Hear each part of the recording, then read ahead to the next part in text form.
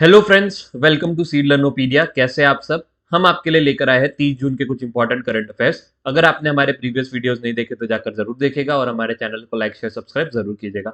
और इस वीडियो को भी अंत तक देखिए ताकि आपको नई नई चीजें सीखने को मिले और आपके एग्जामिनेशन की प्रिपरेशन में आपको बहुत ज्यादा मदद मिले। तो चलिए शुरुआत करते हैं आज के पहले सवाल से। आज का पहला सवाल है, cricketer ion Morgan recently announced his retirement from international cricket. He played for which country? England, south Africa, Ireland, फिर या फिर 1 and 2 बोथ, 1 and 3 बोथ। तो सही आंसर होगा यहाँ पे 1 and 3 बोथ। ये जो है आयरलैंड और इंग्लैंड दोनों की तरफ से खेले हुए हैं। ये बेसिकली आयरलैंड को बिलोंग करते हैं और इसीलिए हम अपने शुरुआती दिनों में ये 2006 से 2009 तक के कहां पर खेले, आयरलैंड के लिए खेले हैं। और फिर इंग्लैंड के लिए ये ट्रांसफर हुए और 2009 से लेकर 2022 तक के ये इंग्लैंड के लिए खेले और इन्होंने टोटल 126 ओडीआई और 72 T20 जो है ये खेल चुके हैं ये। ठीक है, इनके लगभग लगभग रन 7,000 के आसपास है। ठीक है, एक चीज आपको पता होना चाहिए कि he is the only captain of England cricket team, captain of England cricket team जिन्होंने क्या किया है, ओडीआई वर्ल्ड कप जिताया है। ओडीआई वर्ल्ड कप जिताया है 2019 में। ठीक है, तो ये आपको पता होना चाहिए। चलिए अगले सवाल पे चलते हैं। When is national statistical day? National statistical day जो है वो कब कब मनाया जाता है? 27 जून, 28 जून, 29 जून या फिर 30 जून। तो सही आंसर होगा जून 29 यहाँ पर। ठीक है, ये जो है किसके लिए मनाया जाता है? पीसी महालानोबिस, महालानोबिस। ये जो है फादर ऑफ स्टेटिस्टिक्स जिसको कहा जाता है, जिनको कहा जाता है। ठीक है, ये बहुत फेमस स्टेटिस्टिशियन थे। इनको याद करने के लिए क्या मनाया जाता है? National statistical day. ठीक है। ठीक है, इनको और आपको एक चीज पता होनी चाहिए कि इस साल की थीम क्या थी। इस साल की थीम थी data for sustainable development. Data for sustainable sustainable development. ठीक है, चलिए अगले सवाल पे चलते हैं। अगला सवाल है, विच institution released a report India's booming gig and platform economy? ठीक है, इंडिया की बूमिंग गिग और प्लेटफॉर्म इकोनॉमी के ऊपर एक रिपोर्ट बनाई है, वो किसने इशू की है? RBI, ministry of finance, NITI Aayog या फिर नन ऑफ द अबव। तो सही आंसर होगा यहाँ पर नीति आयोग। नीति आयोग वही है जो हमारा प्लानिंग कमीशन है, जिसको हमने चेंज करके नीति आयोग बना दिया है। कल एक क्वेश्चन मैंने आपको करवाया था कि नीति आयोग के नए सीईओ बने हैं परमेश्वरन अय्यर, तो आपको ये भी याद होना चाहिए। ठीक है, उसके बाद ये रिपोर्ट जो है वो नीति आयोग ने रिलीज की है। इसमें उन्होंने कहा है कि जो इंडिया में गिग वर्कर्स है, ठीक है, गिग वर्कर जो है ये जो है 23.5 मिलियन वर्कर्स हो जाएंगे 2029-30 तक, मतलब 2029 और 30 तक। मतलब ये डायरेक्ट डायरेक्ट क्या हो जाएगा, 200% जंप के आसपास हो जाएगा, ये कहा गया है इस रिपोर्ट में। क्योंकि अभी जो है वो है 7.7 मिलियन। ठीक है, उसके बाद इस रिपोर्ट में बोला गया है कि इंडिया में 3 तरीके के स्किल्ड वर्कर्स है, एक लो स्किल्ड, एक मीडियम स्किल्ड और एक हाई स्किल्ड। ठीक है, low skilled worker, medium skilled worker और high skilled worker. Low skilled worker India में कितने मिलते हैं? वो है 31%। मीडियम स्किल जो है वो सबसे ज्यादा मिलते हैं 47% और हाई स्किल जो है उसको सबसे कम मिलते हैं 22%। चलिए, तो ये सारे डेटा आपको यहाँ पर याद रखना होगा। चलिए अगले सवाल पे चलते हैं। विच इंडियन स्टेट और UT is the host for G20 summit in 2023? 2023 में G20 समिट सबसे पहले तो इंडिया में होने वाला है। ठीक है, होस्ट कंट्री कौन सी है? इंडिया है। होस्ट स्टेट मतलब कहां पर इंडिया में भी एग्जैक्टली कहां पर होगा? दिल्ली, महाराष्ट्र, हरियाणा या जम्मू एंड कश्मीर। तो सही आंसर होगा यहाँ पे Jammu and Kashmir. Recently ministry of external affairs, ठीक है, इन्होंने क्या नाम दिया है? जम्मू एंड कश्मीर का नाम दिया है कि हम क्या करेंगे, G20 समिट कहां करेंगे? जम्मू एंड कश्मीर में करेंगे। ठीक है, जब से 370 हटा है, या फिर आप कह सकते हो कि जम्मू एंड कश्मीर जब से नया यूटी बना है तब से क्या हुआ है, ये पहली बार है कि कोई इंटरनेशनल ऑर्गेनाइजेशन या इंटरनेशनल ब्लॉक की क्या हो रही है, यहाँ पर समिट हो रही है बड़े स्तर पर। और जेएनके नहीं चाहता कि इसमें कोई गलती हो, इसीलिए जम्मू एंड कश्मीर गवर्नमेंट ने क्या किया, एक 5 मेंबर पैनल भी बना दिया है। जैसे ही ये डिक्लेयर हुआ वैसे उन्होंने एक 5 मेंबर पैनल बना दिया है कि आप लोग ये सारी चीजों के ध्यान आप रखेंगे। G20 समिट की पूरी जिम्मेदारी ये पैनल की। ठीक है, तो आपको सारी कुछ चीजें यहां से ध्यान रखना है। चलिए अगले सवाल पे चलते हैं। Who has been appointed as the new chairperson of CBDT, central board for direct tax? ठीक है, जो डायरेक्ट टैक्स आपका होता है, डायरेक्ट टैक्स मतलब होता है जो आपको डायरेक्ट देना पड़ता है गवर्नमेंट को, जैसे income tax, company tax, corporate tax जिसको कहते हैं, वो सारे क्या होते हैं आपके डायरेक्ट टैक्स। तो ये जो है इसके नए चेयरपर्सन किसको बनाया गया है? तो सही आंसर होगा यहाँ पे नितिन गुप्ता।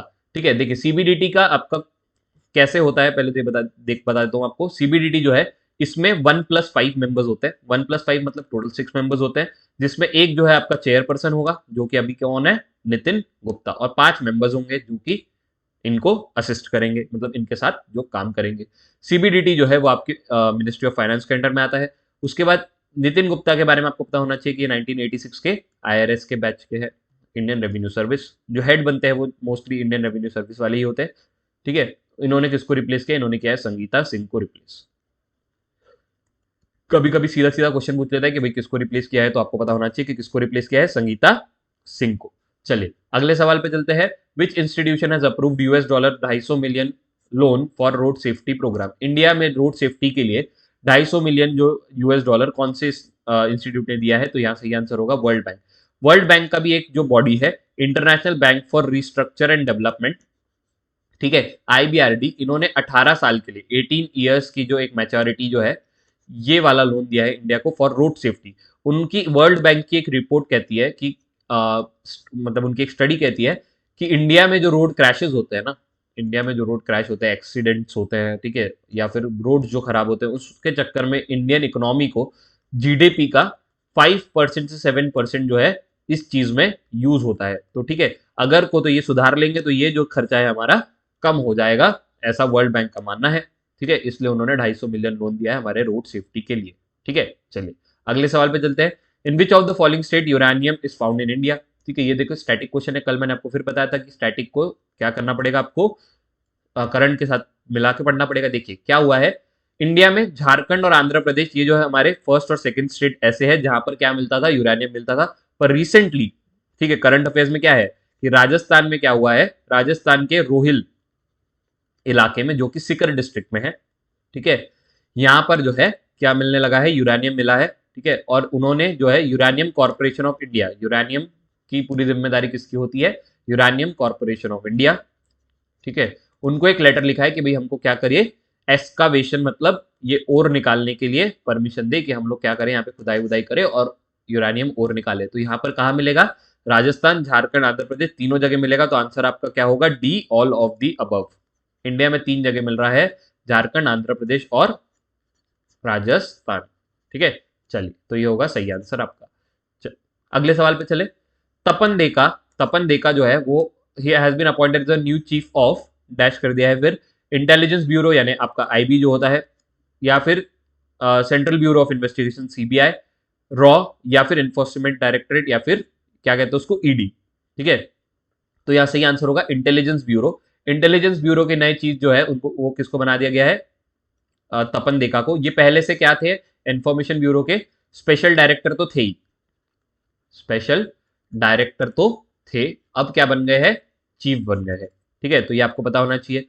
रॉ ने क्या किया है, रॉ का भी एक डिसीजन साथ ही के साथ आया है कि सुमंत गुप्ता जो है, सुमंत गोयल, सॉरी गलती हो गई, सुमंत गोयल जो है, ये जो है पहले से रॉ के चीफ थे, अब इनको 1 साल का एक्सटेंशन दे दिया है, ठीक है। इनका जो टर्म है वो 30 जून को खत्म हो रहा है, तो इनके लिए भी एक डिसीजन आया है कि अब तुम्हारा टर्म तो खत्म हो रहा है पर 1 साल का आपको एक्सटेंशन हम दे देते हैं, अब 1 साल तक और क्या रहेंगे, रॉ के चीफ। चलिए अगले सवाल पे चलते हैं। SEBI impose penalty of NSE, ठीक है, कितने की पेनल्टी लगाई है, किस पे, नेशनल सिक्योरिटी एक्सचेंज जो है आपका, उस पर कितने की पेनल्टी लगाई है सेबी ने, 7 करोड़, 5 करोड़, 10 करोड़ या 1 करोड़? तो यहाँ पर होना चाहिए 7 करोड़, सही आंसर, ठीक है। देखिए एक डार्क फाइबर केस है, ठीक है, जो एक्सप्लेन करना बहुत डिटेल में होगा, ठीक है, तो यहाँ पर तो वो हो नहीं पाएगा, ठीक है, ये करंट अफेयर्स की क्लास चल रही है। डार्क फाइबर केस जो है उसमें क्या हुआ, सेबी ने दोषी पाया एनएसई और उसके पूर्व जो फॉर्मर चीफ जो रहते ना, उन लोगों को, जिनका नाम है चित्रा रामकृष्णा और रवि वाराणसी, रवि वाराणसी, इन लोगों को क्या पाया है, उन्होंने दोषी पाया है, इसलिए एनएसई को उन्होंने 7 करोड़ का फाइन किया है और इन दोनों को कितना किया है, 5 करोड़, ठीक है। तो ये चीज आपको पता होनी चाहिए। चलिए कुछ फैक्ट देख लेते हैं। G7 समिट अभी बहुत ज्यादा न्यूज में चल रहा है, तो आपको उसका होस्ट पूछ ले कि भाई कहां पर इस बार हुआ था, तो आपको पता होना चाहिए कि इस बार हुआ है जर्मनी में, ठीक है। वैसे ही मिडकॉम, मिडकॉम ये नाम आपको पता होना चाहिए, क्या है, एक ये डिफेंस कॉर्पोरेशन है, डिफेंस कॉर्पोरेशन, कौन सी कंट्री के बीच में, इंडिया और मलेशिया, मलेशिया, ठीक है। चलिए उसके बाद आपको पता होना चाहिए कि भाई रिलायंस जो है, रिलायंस, इसके जो आपके सीईओ थे मुकेश अंबानी जी, उन्होंने क्या किया है, मतलब छोड़ दिया है अपना, अपनी सीट, और किसको अनाउंस किया है, उनके बेटे आकाश अंबानी को, ठीक है, मैं अनंत कहने वाला था, आकाश अंबानी, ठीक है, उनको क्या बनाया, रिलायंस का नया चेयरपर्सन, ठीक है। उसके बाद एक चीज आपको पता होनी चाहिए कि महाराष्ट्र के सीएम जो है उद्धव ठाकरे जी, ठीक है, उद्धव ठाकरे जी, इन्होंने क्या किया है, रिजाइन कर दिया है बिफोर दी फ्लोर टेस्ट, ठीक है, फ्लोर टेस्ट होने वाला था उसके पहले ही इन्होंने रिजाइन कर दिया, क्योंकि क्या हो रहा है, यहाँ पर पॉलिटिकल क्राइसिस चल रहा है महाराष्ट्र में, मैंने आपको पहले बताया था,